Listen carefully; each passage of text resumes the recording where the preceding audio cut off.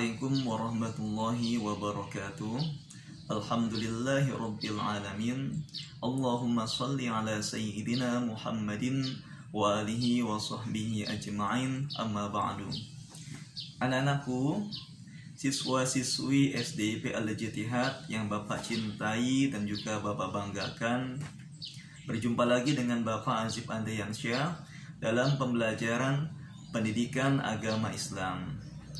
Bapak harapkan kalian semua tetap semangat dan juga selalu bersyukur, sehingga kita termasuk hamba-hamba yang taat dan patuh kepada Allah Subhanahu wa Ta'ala.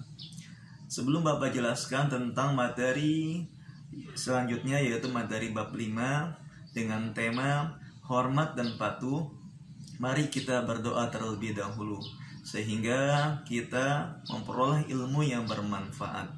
Bismillahirrahmanirrahim. Rabbi zidni ilma warzuqni fahma. Amin.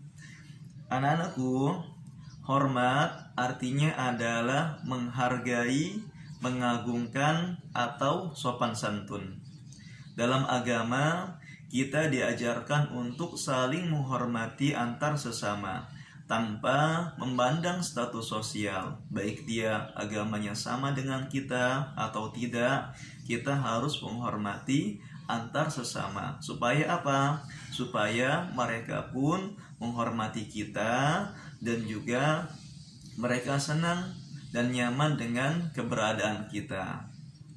Kemudian anak-anak, ini yang penting, orang, nih, kalian perhatikan, orang yang harus kita hormati adalah, maksudnya orang yang paling kita harus hormati adalah kedua orang tua kita. Mengapa demikian?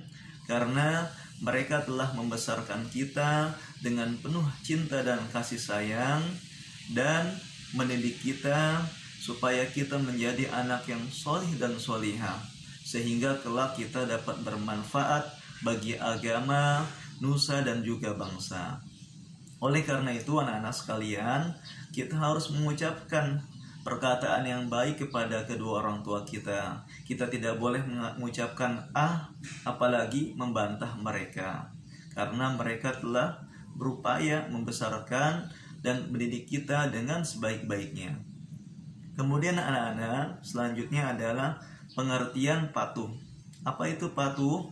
Patuh artinya menuruti atau menaati, baik perintah atau peraturan tanpa membantahnya.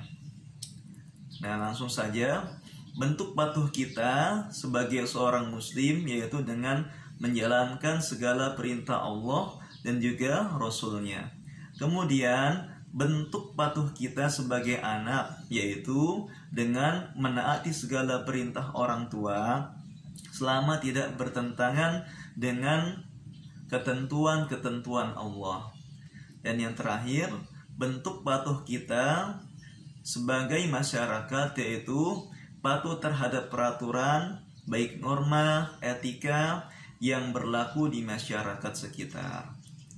Nah, demikian anak-anak penjelasan tentang perilaku terpuji, hormat, dan patuh. Sekarang Bapak ingin mengajak kalian belajar bersama dengan membuka buku LKS kalian. Silahkan kalian buka LKS halaman 37, materi bab 3. Mari kita isi bersama. Sudah dibuka? Baik. Kita baca dulu ya. Nah, di sini ada, jawablah pertanyaan-pertanyaan di bawah ini dengan singkat dan tepat. Nah, sebetulnya segala pertanyaan yang ada di sini di LKS ini sudah mencakup tentang pengertian hormat dan juga patuh. Makanya Bapak ingin langsung mengajak kalian ke materi halaman 37, materi soal ya. Sudah dibuka semuanya. Baik anak-anak, pada pertanyaan pertama halaman 37 ini, mengapa kita harus saling menghormati antar sesama manusia? Nah, jadi ada pertanyaan di LKS kalian halaman 37. Mengapa kita harus saling menghormati antar sesama manusia? Jawabannya tadi, dengan menghormati antar sesama, maka orang lain pun akan menghormati kita, dan juga mereka akan senang dan nyaman akan keberadaan kita. Bapak ulangi, mengapa kita harus menghormati antar sesama manusia? Yaitu supaya mereka menghormati kita dan mereka senang dan nyaman akan keberadaan kita. Sudah ditulis? Baik, ke pertanyaannya berikutnya. Mengapa kita harus hormat dan patuh kepada kedua orang tua kita? Kenapa? Iya, betul. Karena mereka yang telah membesarkan dan mendidik kita dengan sepenuh hati. Kemudian pertanyaan ketiga, bagaimana cara kita menghormati orang tua? Yaitu bagaimana cara kita menghormati orang tua? Yang pertama tentunya berkata dengan perkataan yang baik. Kemudian tidak membantah kedua orang tua kita, dan selalu menuruti segala nasihat yang diberikan oleh kedua orang tua kita. Itu adalah cara menghormati orang tua kita. Nomor 4, bagaimana cara kita menghormati guru? Caranya bagaimana? Ada yang tahu? Ya, betul. Yang pertama, memperhatikan guru saat guru menerangkan. Kemudian kalian bisa juga mengucapkan salam terlebih dahulu ketika bertemu dengan guru. Nomor 5, tulislah dalil yang menjelaskan bahwa kita harus menghormati orang tua kita.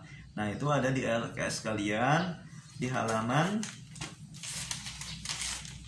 34 ya, yaitu Al-Quran Surat Luqman ayat 14. Kemudian nomor 6, sebutkan 3 contoh sikap patuh kita kepada guru.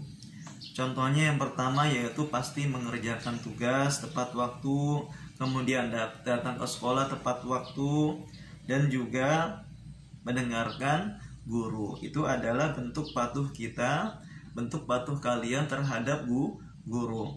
Nomor 7, tulislah pendapatmu tentang orang yang durhaka kepada orang tuanya. Bagaimana pendapat kalian tentang orang yang durhaka kepada orang tua? Nah, bisa jadi dia tidak hormat dan patuh kepada kedua orang tuanya, sehingga dia menjadi orang yang durhaka. Jadi jawabannya adalah bisa jadi dia tidak hormat dan patuh kepada orang tua. Nomor 8, jelaskan keuntungan yang akan kita dapatkan ketika kita bisa saling menghormati satu sama lain. Apa keuntungannya? Keuntungannya sama jawabannya dengan nomor 1. Jika kita menghormati orang lain, tentunya mereka akan menghormati kita, sehingga mereka pun akan menghormati kita dan mereka akan senang dan nyaman akan keberadaan kita. Nomor 9, sebutkan 3 contoh sikap hormat kita kepada orang tua. Yang pertama tadi, tidak membantahnya, kemudian selalu berkata yang baik dan menerima segala nasihat orang tua kita. Nomor 10, sebutkan ciri-ciri orang yang memiliki sikap hormat dan patuh dalam kehidupan sehari-hari. Ciri-cirinya apa orang yang hormat dan patuh dalam kehidupan sehari-hari?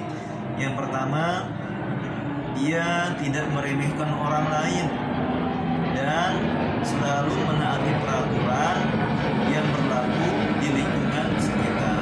Demikian anak-anak untuk materi pertama dan kedua adalah tugas mandiri kalian.